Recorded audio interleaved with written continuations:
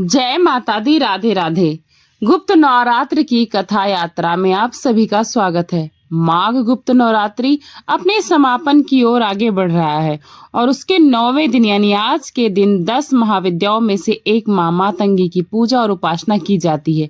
यह 9वीं महाविद्या है, लेकिन आपको जानकर बहुत हैरानी होगी कि यह वह देवी हैं जिन्हें उच्चिष्ट यानी कि झूठा भोजन अर्पित किया जाता है, जिन्हें तांत्रिक सरस्वती भी कहा जाता है। तो उनके विषय में आज हम बात करेंगे और उसके बाद हम नवरात्रि के अंतिम दिन सुनी जाने वाली मां सिद्धिदात्री की कथा का भी श्रवण करेंगे। तो चलिए सबसे पहले मां मातंगी से जुड़ी हुई पौराणिक कथा का श्रवण करते हैं। आइए आज की गुप्त नवरात्रि व्रत कथा आरंभ करते हैं। एक समय भगवान विष्णु और माता लक्ष्मी भगवान शिव तथा पार्वती से मिलने के लिए गईं। अतिथि दंपति के सम्मान में एक विशाल भोज का भी आयोजन हुआ। भोजन करते समय देवताओं ने कुछ भोजन भूमि पर गिराया और उस गिरे हुए भोजन से एक सुंदर कन्या का जन्म हुआ, जिसने भगवान शिव, भगवान विष्णु, माता पार्वती और देवी लक्ष्मी से उनका झूठा भोजन मांगा। चारों ने अपना उच्चिष्ट यानी कि झूठा भोजन उन्हें प्रसाद के रूप में प्रदान किया और इस प्रकार देवी मातंगी का जन्म हुआ। ब्राह्मण में तंत्र शास्त्र के अनुसार एक और कथा प्राप्त होती है। प्राचीन काल में मतंग नामक एक ऋषि थे जो वैदिक ज्ञान से भी परिपूर्ण थे। उन्होंने घने कदम्ब वन में सैकड़ों हजारों वर्षों तक माता त्रिपुरा की कठोर तपस्या की थी और उनकी तपस्या का उद्देश्य था कि वे समस्त जीवों को वश में करना चाहते थे। उनकी तपस्या के प्रभाव से माता त्रिपुर सुंदरी के नेत्रों से एक प्रकाश किरण निकला और यह प्रकाश किरण श्याम वर्ण की एक देवी में परिवर्तित हो गया, क्योंकि राज मतंगिनी के नाम से विख्यात हुई।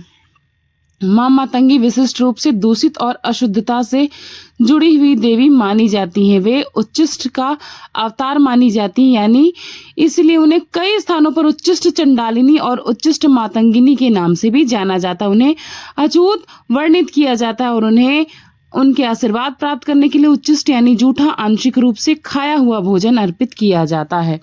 सुनने में यह बड़ा आश्चर्यजनक और विस्मयकारी लग सकता है, लेकिन यही हमारे शास्त्र और संस्कृति की विशेषता है।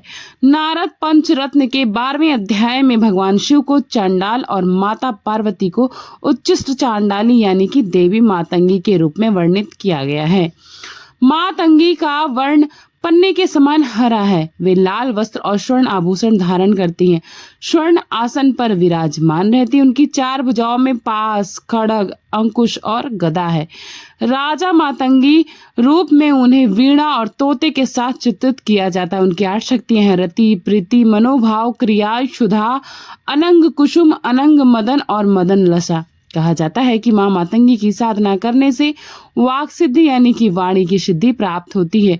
इसके उपरांत अलौकिक शक्तियां, शत्रुओं पर विजय, लोगों को आकर्षित करने की क्षमता, कलाओं में प्रवीणता, परम ज्ञान, वाणी में दिव्य चमक और मूर्ख लोगों को भी बुद्धि प्राप्त होती है। मां मातंगी वायु कोण यानी कि उत्तर पश्चिम दिशा की अधिष्ठात्री देवी मानी जाती है।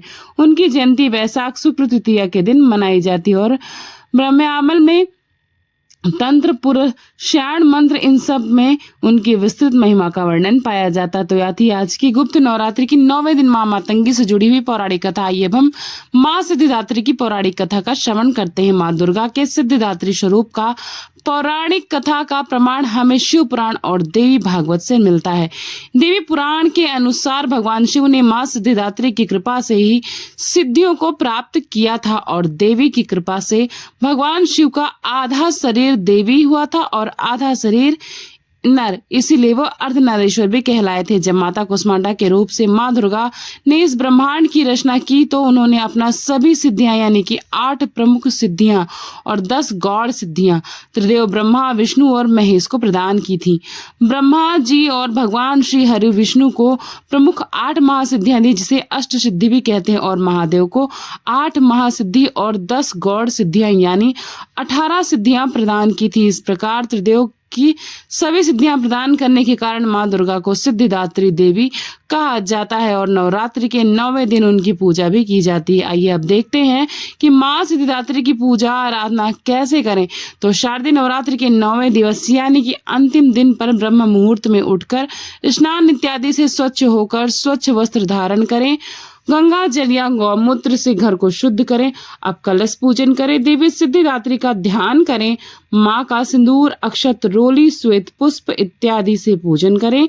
उसके बाद सफेद रंग के वस्त्र अर्पित करें। अब माँ के समक्ष धूप दीप प्रज्वलित करें। उन्हें मिष्ठान, पंचमेवा, फल अर्पित करें। माता सिद्धिदात्री को प्रसाद, नवरस युक्त भोजन, 9 प्रकार के पुष्प और 9 प्रकार के फल अर्पित करने चाहिए। फिर माँ सिद्धिदात्री की आरती और स्तुति करें। इस दिन माँ सिद्धिदात्री को मौसमी फल, चना, पूड़ी, खीर, नारियल, हलवा इत्यादि का भोग अर्पित किया जा सकता है। कहते हैं कि माँ को इन चीजों का भोग लगाने से वो बहुत प्रसन्न होती है। इस दिन माता सिद्धिदात्री का अधिक से अधिक ध्यान करना चाहिए और ओम देवी सिद्धिदात्री नमः इस मंत्र के द्वारा माँ सिद्धिदात्री का जप करना चाहिए। अब कई भक्त नवमी के दिन भी कन्या पूजन करते हैं और कई अष्टमी के दिन। अगर आपके घर में भी नवमी के दिन कन्या पूजन किया जाता है तो इस दिन आप देवी दुर्गा के स्वरूप कन्या पूजन कर सकते हैं। कन्या पूजन के विस्तृत विधि, उसके पीछे का वैज्ञानिक कारण, पौराणिक कथा और इनमें कौन कौन से कन्याओं को पूजन करना चाहिए,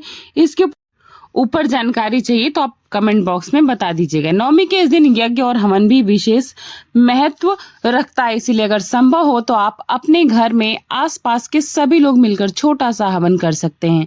नहीं तो आपके घर के लोगों के साथ भी, अगर अपने घर में किसी सुयोग्य ब्राह्मण को आमंत्रित करके भी यज्ञ हवन करवा सकते हैं। इसमें सभी देवताओं के नाम की आहुति दी जाती है। हवन के समय दुर्गा सप्तशती के सभी श्लोकों के साथ माँ दुर्गा के नाम की आहुति दी जाती है। इसके साथ ही देवी के बीज मंत्र ओम ह्लीं क्रीं चामुंडाय विच्चे नमः का 108 बार जप करके आहुति देते हैं और फिर आरती करते हैं।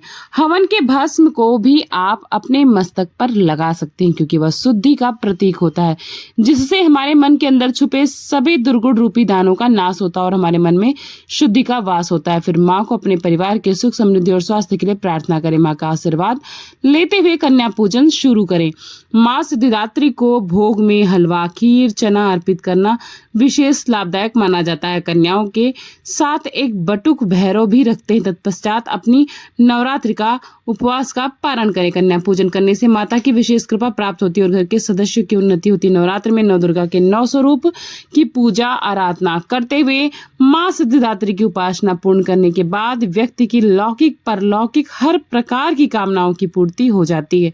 सिद्धिदात्री माँ की कृपा पात्र भक्त के भीतर कोई भी ऐसी मनोकामना शेष नहीं रह जाती जिससे वह पूर्ण करना चाहे। वह सभी पारंपरिक इच्छाओं की आवश्यकताओं के ऊपर उठकर मानसिक रूप से माँ भगवती के दिव्य लोकों में विचरण करता हुआ असीम कृपा को प्राप्त कर लेता है। इस परम पद को पाने के बाद उसे अन्य किसी भी वस्तु की अभिलाषा नहीं रह जाती। माँ दुर्गा के 9 स्वरूप जिसकी नवरात्र के 9 दिनों में पूजा आराधना की जाती है, वही माँ भगवती सर्व प्रकार का मंगल प्रदान करने वाली हैं, मंगल स्वरूपा और मंगलमय है। सबका कल्याण करने वाली शिवा यानी कि शिव की शक्ति है। वे जगत जननी है, वही जगत की उत्पत्ति, स्थिति और संहार की शक्ति दूत है। जब हम सृष्टि की रचना की बात करते हैं तो सबसे पहले हमें यह समझना चाहिए कि आध्यात्मिक जगत और भौतिक जगत, इन दोनों के अंदर संपूर्ण रचना समाविष्ट है। आध्यात्मिक जगत भगवान श्री कृष्ण का नित्य धाम है जहां वे अपने भक्तों के साथ रहते हैं। भौतिक जगत प्रकृति के 3 गुणों के अंतर्गत आने वाला ऐसा स्थान है जहां बद्ध जीवात्माएं वास करती हैं। आध्यात्मिक जगत में भगवान की मुख्य 3 शक्तियां हैं, संवित, संधिनी और अलादिनी शक्ति। संवित शक्ति आध्यात्मिक जगत में वहां के वासियों को भगवान के साथ अपना संबंध क्या है उसका ज्ञान करवाती हैं।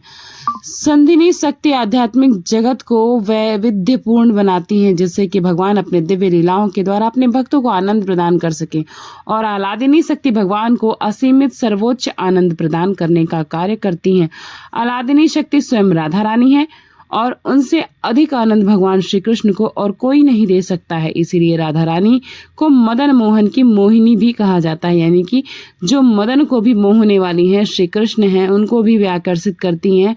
जब राधा रानी की छाया भौतिक जगत में प्रवेश करती है तो उससे उत्पन्न होती है दुर्गा देवी और भगवान की आज्ञा से दुर्गा देवी इस भौतिक संसार को अपने नियंत्रण में रखती हैं। वे सिंह पर सवार होती हैं और उनके 10 हाथ होते हैं जो कि 10 प्रकार के सकाम कार्यों को दर्शाते हैं।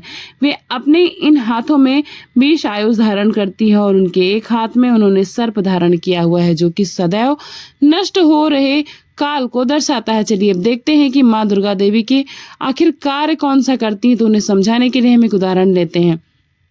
जब कोई व्यक्ति अपराध करता है तो सरकार उस गुनाहगार को सजा देने के लिए, उसे सुधारने के लिए, अवसर प्रदान करने के लिए जेल में रखती है। वहां उसे भोजन कपड़े तो दे दिए जाते हैं, लेकिन उसे एक मर्दित स्थान के अंदर कुछ नियंत्रण के अंदर रहना पड़ता है और इन सभी चीजों की जिम्मेदारी उसे जेल के जेलर की होती है। जेलर इन कैदियों के ऊपर नियंत्रण रखता है और कोई गुनाहगार सुधर जाता है तो उसकी सजा की अवधि पूर्ण हो जाती है, छोटी कर दी जाती है, उसे जेल से मुक्त करने का भी कार्य किया जाता है। बस यही स्थिति हमारी भी है। वास्तव में इस भौतिक संसार को दुर्ग यानी कि किला कहा जाता है। भगवान के साथ अपने वास्तविक संबंध को भूलकर हम इस भौतिक संसार रूपी जेल में आ गिरे हैं, जहां हमें अपनी जरूरतों को पूर्ण करने के लिए प्राथमिक सुविधाएं तो मिल रही है, लेकिन सभी जीवात्माएं भौतिक रूप प्रकृति के 3 गुण रूपी बेड़ियों में बंधी हुई हैं और इस भौतिक जगत रूपी दुर्ग की अध्यक्षा या जेलर है हमारी माँ देवी दुर्गा, जो कि अपने त्रिशूल के माध्यम से इन बद्ध जीवाओं को नियंत्रित करती हैं। दुर्गा देवी का त्रिशूल 3 प्रकार भौतिक कष्टों को दर्शाता है, यानी कि आधि दैविक, आधि भौतिक और आधि आध्यात्मिक। इन त्रिशूलों के माध्यम से हमें कष्ट पहुंचाकर देवी दुर्गा यह समझाना चाहती हैं कि यह भौतिक संसार हमारा वास्तविक घर है ही नहीं, इसलिए हमें भगवान की शरण में जाकर अपने वास्तविक घर भगवत धाम वापस चले जाना चाहिए। लेकिन कुछ जीवात्माएं ऐसी भी होती हैं जो कि इस भौतिक संसार में इतने कष्ट भोगने के बाद भी इंद्रिय सुख भोगना ही चाहती हैं और अपनी स्वतंत्र इच्छा का दुरुपयोग करना चाहती हैं। ऐसे जीवों के लिए दुर्गा देवी ऐसे अवसर उत्पन्न करती हैं जिससे वे सदैव उस भौतिक संसार में ही रहकर दुख को भोगती रहे और जन्म मृत्यु जरा व्याधि का चक्र घूमता रहे। कभी कभी कुछ लोग भौतिक वरदान प्राप्त करने के लिए दुर्गा देवी की उपासना करते हैं। उनकी आराधना से प्रसन्न होकर देवी उन्हें भौतिक सुख समृद्धि प्रदान करती हैं, संपत्ति तो प्रदान कर देती हैं, लेकिन देवी दुर्गा की ऐसी कृपा को वास्तव में हम कपट कृपा समझना चाहिए, क्योंकि इस प्रकार के क्षणिक सुख से हमें अपने जीवन की वास्तविक आध्यात्मिक अवस्था को भूल जाते हैं। इसलिए दुर्गाष्टमी या नवरात्रि के समय पर दुर्गा देवी की आराधना करते हुए हमें उनसे यही प्रार्थना करनी चाहिए कि वे हमें भगवान श्री कृष्ण की शुद्धि भक्ति और सेवा प्रदान करें, जिससे कि हम इस भौतिक संसार रूपी दुर्ग से मुक्त हो सकें और अपने वास्तविक घर को वापस लौट सकें। तो आज नवरात्रि के अंतिम दिन हम देवी दुर्गा से आप सभी के लिए और अपने लिए यह प्रार्थना करते हैं कि वे आपको और हमें हर प्रकार के भौतिक सुख समृद्धि और शांति प्रदान करें, हर प्रकार के कष्ट और संकट से दूर रखें। इसके साथ ही परम भगवान श्री कृष्ण की शुद्ध भक्ति और सेवा प्रदान करने की, आध्यात्मिक शक्ति भी प्रदान करने की हम पर कृपा करें, जिससे हमारे और आपके जीवन के वास्तविक लक्ष्य को हम प्राप्त कर सकें। तो ये थी आज की जानकारी। आज के अध्याय में बस इतना ही। ये जानकारी, ये कथा आप सभी को अच्छी लगी हो तो वीडियो को लाइक करिएगा, चैनल को सब्सक्राइब करिएगा, फ्रेंड्स एंड फैमिली के साथ ज्यादा से ज्यादा शेयर करिएगा। मिलती हूँ नई जानकारी के साथ, नई कथा के साथ, नए वीडियो में। थैंक्स फॉर वॉचिंग पूर्णिमा के शुभ लोग। राधे राधे, जय माता दी।